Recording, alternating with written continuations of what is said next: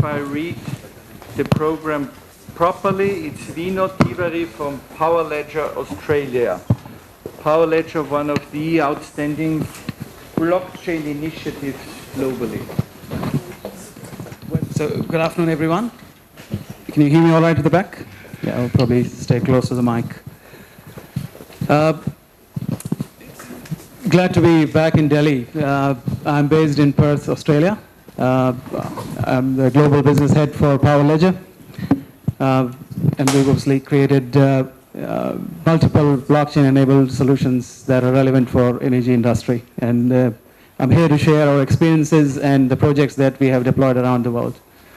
And before I start, I must congratulate Mr. Agarwal and his UP State Electricity Regulatory Commission for taking a bold step or being the first, almost a pioneer in introducing blockchain-enabled solution where it's relevant. So we have seen the amended guidelines and the amendment to the regulations. Congratulations. And we look forward to working and bringing our solutions to UP as well. I will be speaking today about reimagining the electricity market with blockchain technology. I'll start pretty much with the standard traditional electricity system, which all of you would recognize. Even if you're not from energy industry, you would probably recognize that what this depicts is a system where consumer, it's a several decade long system, a consumer connected to large power station, supplied electricity through transmission distribution network, energy retailer in the middle either purchases energy from wholesale electricity market if there is a market, or has bilateral contracts with large generators. Retailer puts their markup, supplies electricity to the consumer, who gets given what they get given at what price they're offered. Really not much of a choice for consumer. Now this has served well in the past, and the new technologies obviously have rapidly moved things along. Not only the physical structure of the grids pretty much look like this. In the last several decades, the governance framework, the regulatory framework, the tariff structures have pretty much remained the same. There hasn't been too much of a movement. And they've all been created to reflect as if every kilowatt hour consumed here is coming from large power station traveling through the entire transmission distribution infrastructure. As if the grid is linear and energy only flows in one direction. And we all know that is not really the case. With the distributed energy resources around us, and I can give Australian example and many other examples. In Australia, 1 in 4 house is a mini power station. So we have rooftop solar proliferation of around 25%. So I've got a 5 kilowatt rooftop solar, and I look around my street, in every second, every third house has rooftop solar. There are batteries coming into play, there's electric vehicles coming into play. So energy is pretty much flowing in all directions. It is definitely not linear flow of energy anymore. Now having said that, even though the physical grid is now starting to look different because of the advent of and the proliferation of these distributed energy resources, our pricing structure, governance frameworks continues to be what it was. And it is starting to move, starting to adapt to something new. But if I look at what it has left, basically, it is struggling to integrate, and as Mr. Agarwal also pointed out, they're struggling to integrate these distributed energy resources into the mainframe network planning. Even if you look at the cost, the legacy system, again, I give Australian example. The CPI increases in Australia in the last 7-8 years has been roughly around 1 to 1.5%, whereas electricity prices increased, compounded 10% plus in most states. So the costs have been consistently going up in most parts of the world. We all know the carbon intensity has been out of control, so the legacy system really hasn't helped in keeping the carbon intensity low.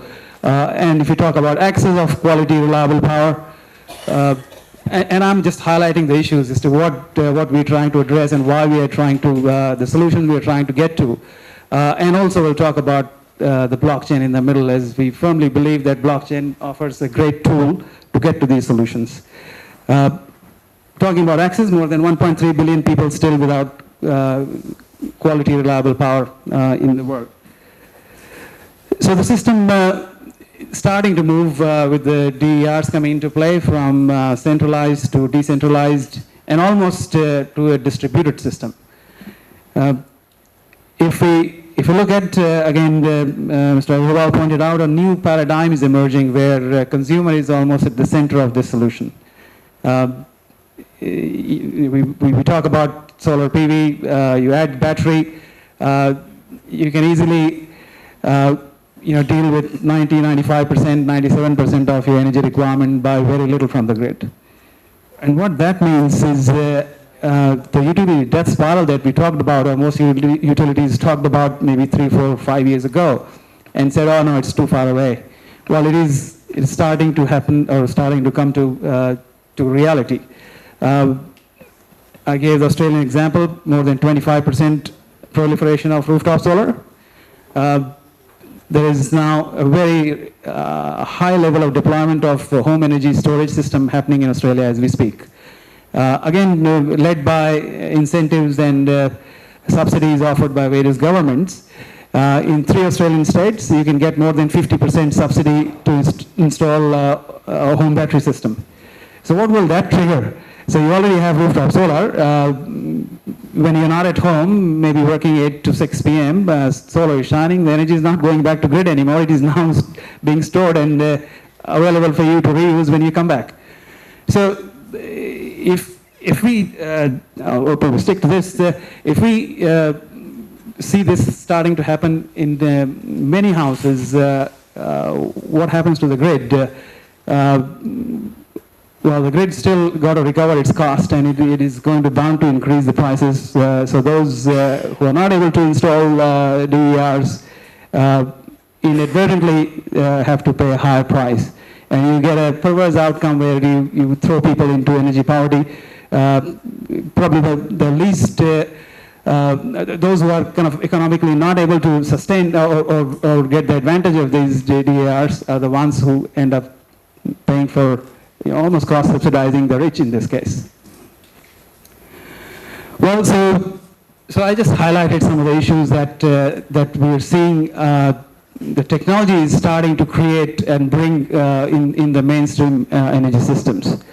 So what we've done is we decided to develop a market-making technology that would help bridge the gaps in the system and make it more fluid and responsive.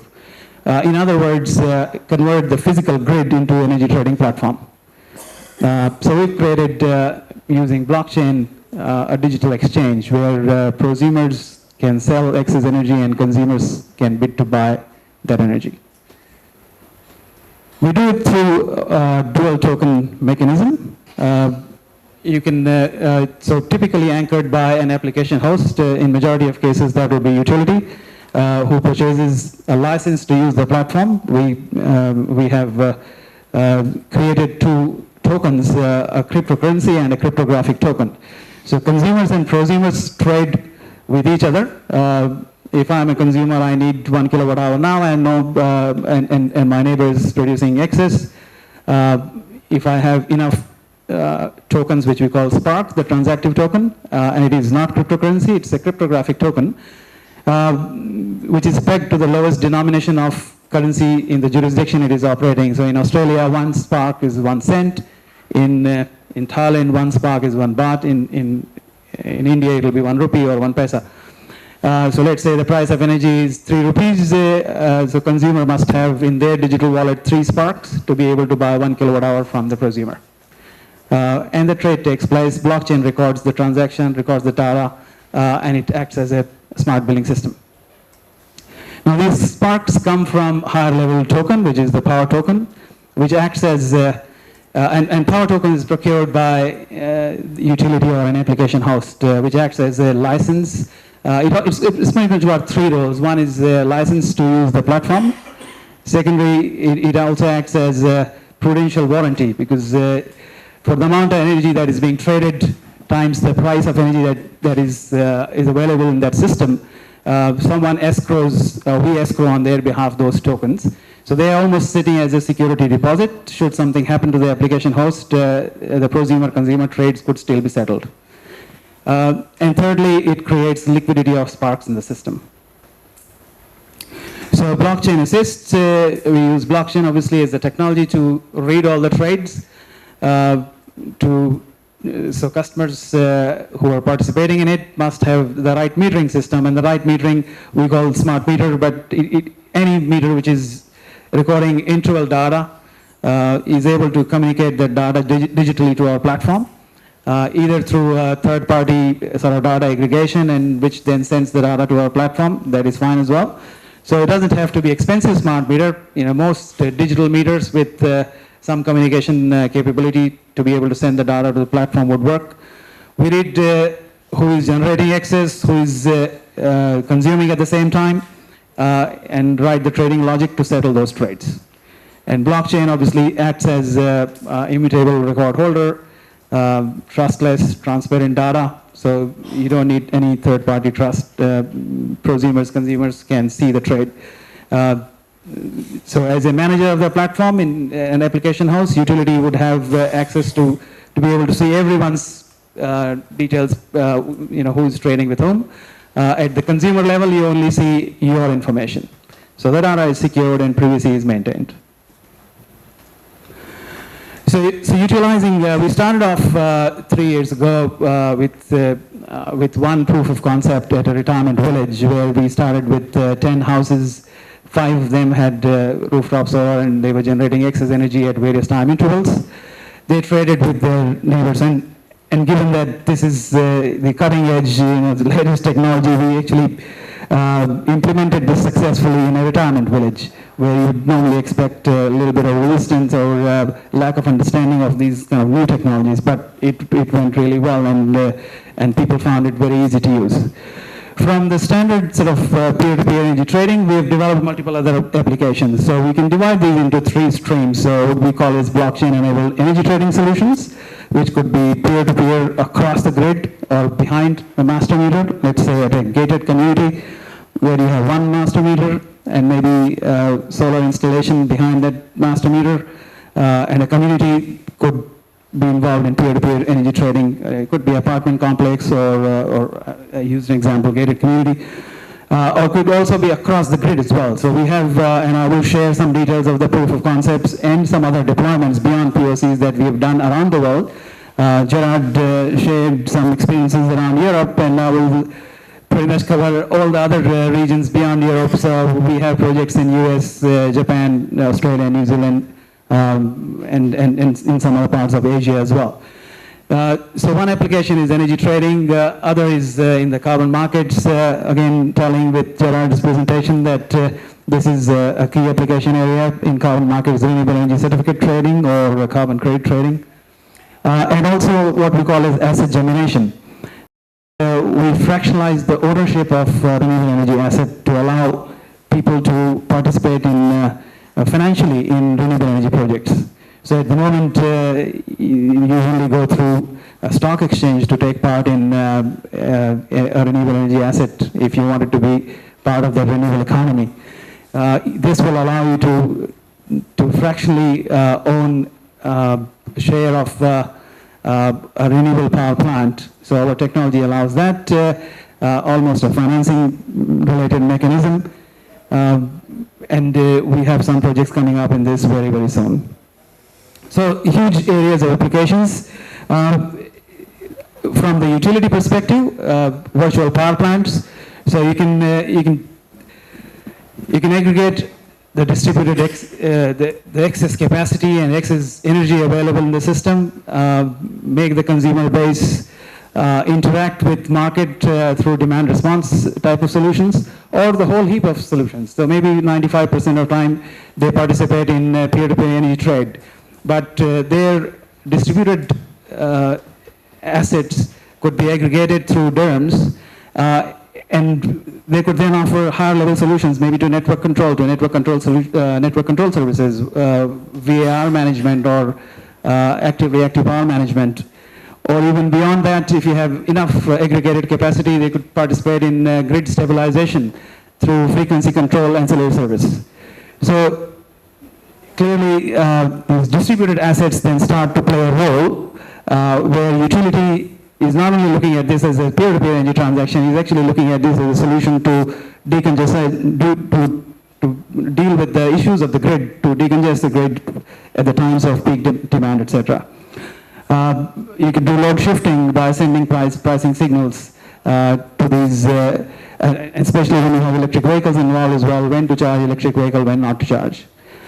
How blockchain helps in this case? All these services typically are contracted individually with the service providers. The community itself can offer this service, all combined services, and blockchain acts as a self-executing smart contract. So whichever service makes the best sense, it optimizes and makes that service available at that time. So this is just the kind of benefits that you could get through those virtual power plant or distributed market optimization benefits. And we looked at the potential smart contract, the self-executing smart contract, which you can optimize to get them to trigger the most optimum service required at the time. So quickly coming to some of the use cases and the deployments that we have around the world. So this BCPG this is a project in the middle of Bangkok City, a large gated community which has big commercial meters, a shopping mall, a dental hospital, 3 apartment blocks, and an international school, each of which have rooftop solar. At various time intervals, they have excess energy. They all have different load profile, and they're able to sell the excess energy to whoever needs it at the time using a peer-to-peer energy trading platform. Now this is World Economic Forum has rated this as the largest commercial deployment of peer-to-peer energy trading, actively in use since August 2018 in the middle of Bangkok City. An application which is kind of relevant or a derivative of carbon credit trading is in just outside San Francisco with city of Santa Clara. They are our partners. The utility Silicon Valley Power is owned by the city of Santa Clara. At their largest car park garage, which is just close to the big stadium that they have, this houses 48 EV charging stations. So this application is combination of blockchain application in electric vehicle charging as well as carbon credit trading. So in California, they have a program called Low Carbon Fuel Standards Program, LCFS it's called, which is managed by their Air Resources Board, California Air Resources Board, based in Sacramento. And it is created to reduce carbon from transportation sector. So it's got a very specific application. And about 9 years ago, they set a baseline. Fuel producers and fuel suppliers are the liable parties. So if their hydrocarbon intensity happens to be above the baseline, then they are a liable party and they need to acquit their liability by procuring credits from those who are reducing carbon in transportation sector. Now, who would reduce carbon in the transportation sector? If you are a fuel supplier to electric vehicle, you would generally reduce carbon. So if you are a utility, which is about charging stations, you could be producing carbon credits or LCFS credits that could be traded with the liable parties. Now, if you happen to be charging using renewable, and if you can prove that you're using renewable to charge the car, then you generate even more credits. So this car park here, the building on the left, has got close to 600 kilowatt rooftop solar. They also have a battery.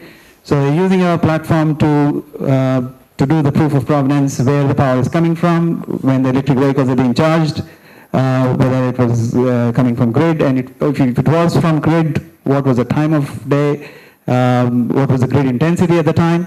According to that, the vehicle is assigned credits or the utility that is providing fuel, which is electricity in this case, to the vehicle is assigned number of credits. In the past, so I'll explain this. This is a fairly complex scheme. So in the past, they were managing this manually. Someone is putting all this information on an Excel spreadsheet to be able to claim their credits. Well, we've simplified the entire process for them, the measurement, reconciliation, verification process using the blockchain. And the next step is to create a secondary market for them to tokenize these credits and allow them to trade with the liable parties. So that's the next work that we are progressing with in this. In our own backyard, this is in Perth, in the neighboring city called Fremantle.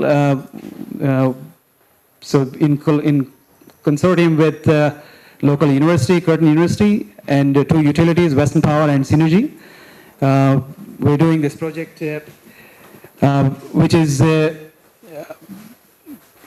an open, basically across the grid peer-to-peer energy trading. So federal government of Australia funded us for this project. It's a smart cities project, and prosumers and consumers are able to trade across the grid with each other. It's pretty much a classical deployment of energy trading platform, where we've provided the dynamic platform that prosumers can set their price in the day, whatever price they want to sell. Typically will be lower than what they will consumer would be able to buy from grid. But you can change that price every 30 minutes or as you wish. Same at the consumer level as well. So it's almost mimicking the wholesale electricity market, but at a distributed level, where the highest buy price and the lowest sell price is, we create a bid stack and that gets cleared first. So this is a project currently in progress in Fremantle, Australia, with Japan's second largest utility, Kansai Electric Power Company in Osaka. We're doing a multi-stage project. It started with peer-to-peer energy trading. They're looking at now to moving to the next stage, which is integrating with IoT devices to create a VPP environment, virtual power plant, and then also linking, buying excess energy from multiple rooftop solar, aggregating it and supplying to RE100 companies. So the companies which have mandated to buy renewable, 100% renewable, blockchain will be able to confirm the coincidental generation that at any given time you are being supplied renewable and guarantee that. So I will sum it up. I've already received a message that on my last 2 minutes. So 3 years ago we started with 1 or 2 proof of concept. We now have deployments around the world, and that number is continuing to grow. In India, we see multiple applications. We have been in communications with the utilities here. The group net metering, virtual net metering are sitting examples. We can easily help in those scenarios, again, gated communities. And you don't have to my message will be, in short, will be, you don't have to reinvent the wheel to accelerate the deployment of distributed energy resources at community level by doing what Germany, Australia, US would have done by providing premium feed-in tariff, because that is not sustainable. You can create a market-based mechanism where if someone has excess, they can sell that excess to their, either donate it. If you want to donate to your parents or your relatives, that should be possible as well.